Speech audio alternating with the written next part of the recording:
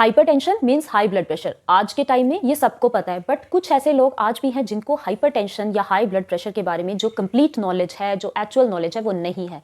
क्योंकि जो अमेरिकन है हार्ट एसोसिएशन है वो यही बताती है कि आपके जो मेडिकल प्रोफेशनल्स हैं वो ही कंफर्म कर सकते हैं कि एक पर्टिकुलर इंसान को हाई ब्लड प्रेशर या उसको हाइपरटेंशन की प्रॉब्लम है या नहीं है, उसको मेडिसिन की ज़रूरत है या नहीं है।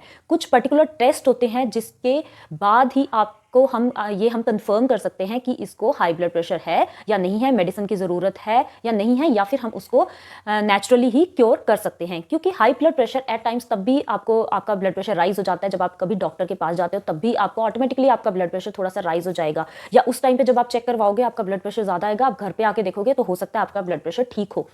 और ऐसे कभी भी, जैसे कभी आप गुस्से में हो तब भी ब्लड प्रेशर राइज हो जाता है, या कुछ भी ऐसे कई बार इमोशनल सर्कमस्टांसेस ऐसे होते हैं जिसकी वजह से आपका for the time being means temporarily आपका ब्लड प्रेशर राइज कर जाता है। तो उस कंडीशन को हम कभी भी ये कंफर्म नहीं कर सकते कि आपको हाइपरटेंशन है। तो अब इस वीडियो में आज हम इसी के बारे में बात करेंगे कि हाइपरटेंशन क्या है, ऑप्टिमम जो ब्लड प्रेशर है वो कितना होता है, और कौन सा ज़्यादा किस पे ज़्यादा हम इंपॉर्टेंस हमें देनी चाहिए, किस ऊपर वाली रेंज पे या नीचे वाली रेंज पे कौन सा ज़्यादा इंपॉर्टेंट है, डायस्टोलिक या सिस्टोलिक प्रेशर। और हम नेचुरली अगर आपको कुछ सिम्टम्स ऐसे नज़र आ रहे हैं कि आपका ब्लड प्रेशर राइज हो रहा है डे बाय डे, तो आप नेचुरली उसको कैसे क्योर कर सकते हो, कैसे आप उसको रिवर्स कर सकते हो, इस वीडियो में आज हम इसी के बारे में बात करेंगे।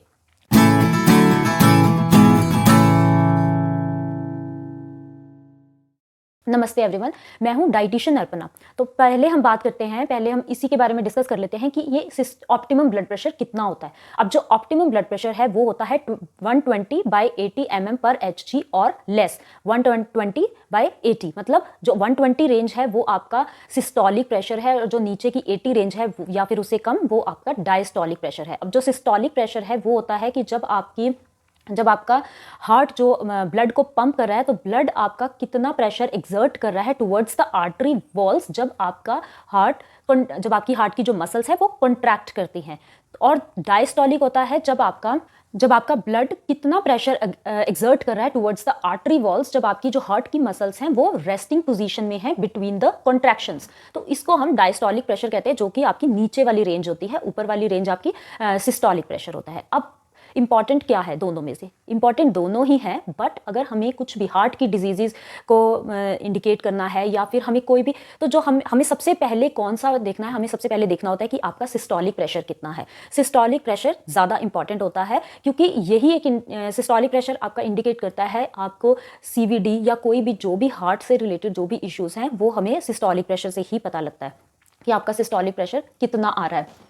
सिस्टोलिक प्रेशर का ज़्यादा आना आपको ये रिस्क फैक्टर्स जो हैं कार्डियोवास्कुलर डिजीजेस के उसको बढ़ा देता है। बट ऐसा भी होता है कि जो आपका विद एजिंग जो है ये जो ब्लड प्रेशर है ये भी थोड़ा कई बार राइज होना, इन फ्यू केसेस, ऐसा नहीं है कि सभी केसेस में होगा, कुछ केसेस में ये थोड़ा आपका ऑटोमेटिकली राइज होना स्टार्ट हो जाता है, क्योंकि आपकी जो आर्टरीज हैं, जो आपकी मेजर आर्टरीज हैं, उनमें जो प्लाक की फॉर्मेशन है वो बननी स्टार्ट हो जाती है। अगर आपने आपकी डाइट पिछले कुछ टाइम से या काफ़ी टाइम से आपकी डाइट अच्छी नहीं चल रही है, उसमें आपके लिपिड्स आपके ज़्यादा आ रहे हैं, तब भी आपकी जो प्लाक की फॉर्मेशन है वो आपकी आर्टरीज में जमनी स्टार्ट हो जाती हैं, जिसकी वजह से आपका जो प्रेशर है वो ज़्यादा होना स्टार्ट हो जाता है।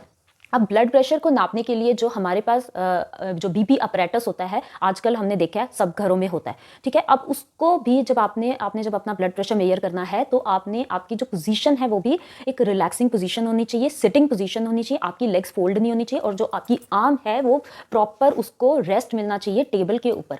तो आपको ये सारी जो वीडियोज़ है कि आपको कैसे मेजर करना है अपना एक्यूरेटली ब्लड प्रेशर को, ये सब वीडियोस आपको YouTube पे भी मिल जाएंगी। तो आपको जब भी अपना ब्लड प्रेशर आपको नापना है तो 5 मिनट्स 10 मिनट्स पहले आपको ज़रूर रिलैक्स होना है। उसके बाद आप अपना ब्लड प्रेशर मेजर करो और उसके बाद देखो कि आपका कितना ब्लड प्रेशर आ रहा है। और जो डिजिटल मशीन्स होती हैं BP अपरेटस की, उसमें आपको कोशिश करो कि आप उसको 3 बार मेजर करके आप फिर उसकी जो एवरेज है वो निकाल लो, तो ये आपकी एक्यूरेसी जो है वो इंडिकेट करती है। अब नेक्स्ट बात करते हैं कि हम अगर किसी को ब्लड प्रेशर की प्रॉब्लम आ रही है, आप देख रहे हो कि डे बाय डे उसका जो BP है एक पर्टिकुलर इंसान का, वो BP बार बार उसका राइज आ ही रहा है, तो हमें नेचुरली उसको पहले ही शुरुआत में ही उसको कैसे अपनी प्रॉब्लम को पकड़ लेना है, क्योंकि ये भी जो हाई ब्लड प्रेशर, हाइपरटेंशन है, वो भी एक मेटाबॉलिक प्रॉब्लम है, आपकी मेटाबॉलिक सिंड्रोम है, जैसे कि डायबिटीज़ है, जैसे कि सीवीडी या कोई भी हार्ट रिलेटेड जो भी इश्यूज़ हैं, आर्थेरोस्क्लेरोसिस है, ये सब इश्यूज़ जो हैं ये मेटाबॉलिक सिंड्रोम है। तो आपको कैसे इसको स्टार्टिंग में ही आप इसको कैसे रिवर्स कर सकते हो विदाउट टेकिंग द मेडिसन, तो आपको क्या क्या करना है। फर्स्ट ऑफ ऑल आपको अपने मेडिकल प्रोफेशनल से ही मिलना है कि आपको हाइपरटेंशन है या नहीं है। अगर आप अपने डॉक्टर से इस बारे में बात कर सकते हो कि आपको अभी मेडिसिन की ज़रूरत है या नहीं है, या फिर आप अपने डाइट में मॉडिफिकेशंस करके और अपना लाइफस्टाइल चेंज करके, बिहेवियरल मॉडिफिकेशंस करके आप उसको कैसे करेक्ट कर सकते हो। तो जिसमें कि फर्स्ट पॉइंट आता है कि करेक्शन ऑफ बीएमआई। बीएमआई को करेक्ट करना किसी भी कंडीशन में, चाहे आपको कोई भी मेडिकल इश्यूज हैं, आपका बीएमआई आपका बिल्कुल नॉर्मल रेंज में होना चाहिए। अगर जब तक आपका body mass index normal range में नहीं होगा, आपकी कोई भी प्रॉब्लम क्योर नहीं हो सकती है। अगर बीएमआई जो कि नॉर्मल आपका 18.5 से अगर 25 के बीच है, दैट इज़ ओके। अगर आप 23 तक अपना बीएमआई कर लेते हो तो आपको जो रिस्क फैक्टर ऑफ सीवीडी या कोई भी हार्ट रिलेटेड जो इश्यूज़ है वो आपके बहुत कम हो जाते हैं। तो आपको बीएमआई पे, अपने बॉडी मास इंडेक्स पे ध्यान देना है, बट आपका 19 या 18.5 से नीचे भी नहीं होना चाहिए, जो कि एक अंडरवेट कैटेगरी में आता है। तो आपको अपने इस चीज़ पे ज़रूर ध्यान देना है। अगर आप ओवरवेट हो, ओबीस हो, आप अपना बीएमआई करेक्ट करते हो तो बहुत चांसेस होते हैं कि अगर आप 10 केजी ओवरवेट हो तो 10 केजी अगर आप रिड्यूस करते हो तो आप 20 पॉइंट तक अपना जो आपका ब्लड प्रेशर है वो आप उसको कम कर लेते हो। नेक्स्ट पॉइंट आता है आपकी डाइट। अब जो डाइट है, डाइट में डाइट करने का मतलब ये नहीं होता कि आपको खाना कम खाना है। दैट डजंट मीन कि you need to eat less, but you need to eat right and you need to eat intelligently. आपको ऐसा नहीं होता है कि खाना कम खा के ही आप अपना वेट लॉस करोगे, या आप खाना कम खा के ही आप अपनी जो आपकी बीमारी है, जो आपकी प्रॉब्लम है, उसको करेक्ट कर सकते हो। खाना आपको इंटेलिजेंटली खाना है, खाना आपको प्रॉपर खाना है, जो आपकी एडिक्वेटली खाना है, जो आपकी बॉडी को रिक्वायर्ड है, आपने उतना ही खाना है। आपका बीएमआर जो होता है, बेसल जो मेटाबॉलिक रेट है, जो कि आपको एक रेस्टिंग पोजीशन पे भी आपको जितनी कैलोरीज रिक्वायर्ड होती हैं, एटलीस्ट आपको उतनी डाइट ज़रूर लेनी है। तो आपको अपनी डाइट में मॉडिफिकेशंस करनी है। क्या क्या मॉडिफिकेशंस करनी है उसके लिए एक सेपरेट वीडियो होगा। नेक्स्ट आता है आपका एक्सरसाइज। एक्सरसाइज आप जितना अपनी जो आपका हार्ट रेट है उतना ही इम्प्रूव होता है जब आप कोई भी एक्सरसाइज या वॉक करते हो। अब बीपी क्यों बढ़ता है? बीपी बढ़ता है हमारी आर्टीरियल स्टिफनेस की वजह से। अगर ये स्टिफनेस डे बाय डे ज़्यादा होती रहेगी तो बीपी भी राइज होता रहेगा। तो इसके लिए हमें एक्सरसाइज करनी बहुत इंपॉर्टेंट है, जिसके लिए हमें अगर हो सके तो स्ट्रेचिंग एक्सरसाइजेज ज़रूर करो, जिनको भी हाइपरटेंशन की प्रॉब्लम है। एक्सरसाइज करने से आपकी जो आर्टरीज है वो अच्छे से पल्सेट करेंगी और आपके जो अच्छे गुड हार्मोन्स हैं वो भी रिलीज होंगे। तो एक्सरसाइज करना बहुत इंपॉर्टेंट है। स्ट्रेचिंग करो, और स्ट्रेचिंग एक्सरसाइजेस आपकी बहुत इंपॉर्टेंट होती है आर्टीरियल स्टिफनेस को कम करने के लिए। नेक्स्ट आता है आपका सॉल्ट। अब अगर सॉल्ट जो कि NaCl सोडियम क्लोराइड होता है, जो हम अपनी डाइट में कंज्यूम करते हैं, बट अगर आपको हाइपरटेंशन है तो आपको 2-3 ग्राम पर डे से ज़्यादा सॉल्ट नहीं लेना होता है। बट अगर आप अब हिडन सॉल्ट जो है, जो कि प्रेजेंट होता है पापड़, चटनीज़ या जितने भी प्रिजर्वेटिव वाली आइटम्स हैं, इन सब में हिडन सॉल्ट प्रेजेंट होता है। या फिर जो आप ऊपर से सॉल्ट अपने सैलेड या फ्रूट्स के ऊपर डाल के या चाट मसाला डाल के जो भी आप खाते हो, ये सारा हिडन सॉल्ट है। तो अगर आप ये भी खाते हो और प्लस आप अपने खाने में भी सॉल्ट खा रहे हो, तो आपका अराउंड 20 to 25 ग्राम आप पर डे जो सॉल्ट है वो कंज्यूम कर लेते हो। तो इतना सॉल्ट जो है that is harmful for your blood pressure. तो आपको इतना सॉल्ट लेने की ज़रूरत नहीं होती है। इसके लिए आपको एक तो लो सोडियम सॉल्ट लेना है, and the second thing is कि आपको ऊपर से कोई भी सॉल्ट नहीं लेना है। और जो हिडन सॉल्ट वाली जो आइटम्स हैं, आपके चिप्स हैं, पापड़, फ्रोज़न आइटम्स, चटनीज़ एंड जितने भी प्रिजर्वेटिव्स हैं जिनमें एडिटिव्स हैं, ये सब आपको अवॉइड करना है। तब आपका जो ब्लड प्रेशर है वो धीरे धीरे धीरे रेगुलेट होना स्टार्ट हो जाएगा। नेक्स्ट आता है अल्कोहल। अब जो लोग अल्कोहल कंज्यूम करते हैं उनका एक सर्टन टाइम पे आके ब्लड प्रेशर की उनको प्रॉब्लम आनी ज़रूर स्टार्ट हो जाएगी। तो जो WHO जो रेकमेंड करते हैं वो करते हैं कि आपने 2 यूनिट्स मीन 60 ml 60 ml से ज़्यादा आपने पर वीक में अल्कोहल की कंजम्पशन नहीं करनी है। बट जिनकी इससे ज़्यादा कंजम्पशन हो रही है, that can lead you towards the hypertension, जो कि आप डेली अगर आप इसको कंज्यूम कर रहे हो।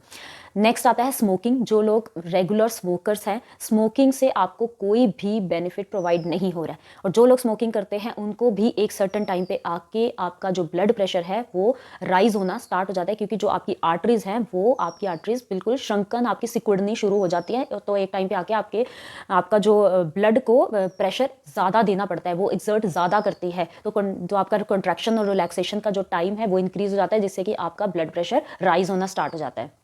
नेक्स्ट आता है आपका स्लीप। जो लोग बिल्कुल ही कम नींद लेते हैं, जिनको बहुत ज़्यादा, इसमें हम स्ट्रेस को भी कवर कर लेते हैं कि जो लोग बहुत ज़्यादा स्ट्रेस लेते हैं और उनको नींद नहीं आती है, तो ये दोनों जो फैक्टर्स हैं, इससे भी ब्लड प्रेशर एक टाइम पे आके ज़रूर आपका राइज होता है।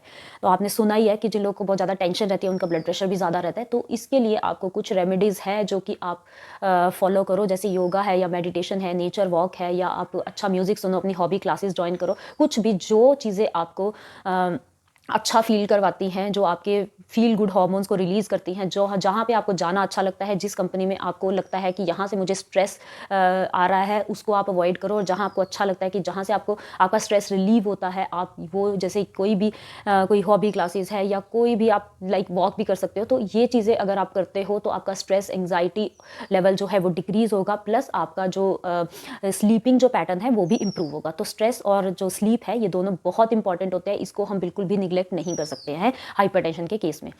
तो ये कुछ पॉइंट्स हैं, अगर आप इन सब पॉइंट्स का ध्यान रखोगे तो डेफिनेटली आपका जो ब्लड प्रेशर है वो नेचुरली ही कम होना शुरू हो जाएगा। अब जो मतलब कि आपका रेगुलेट होना शुरू हो जाएगा। तो जो डाइट है, डाइट एंड एक्सरसाइज का हाइपरटेंशन में एक मेजर रोल रहता है कि उसमें हमें कौन सी ऐसी डाइट है जो लेनी चाहिए। हाइपरटेंशन के लिए आपको लो सोडियम, हाई पोटाशियम, अगर आपका BMI ज़्यादा है तो low calorie, high protein, high भी ना हो के अगर उसमें एडिक्वेट प्रोटीन है तो वो आपको डाइट जो है लेने की ज़रूरत होती है। ये सारे आपके पॉइंट्स हैं जो आपको ध्यान में रखने हैं for the correction of your blood pressure, आपके ब्लड प्रेशर को रेगुलेट करने के लिए। Thank you.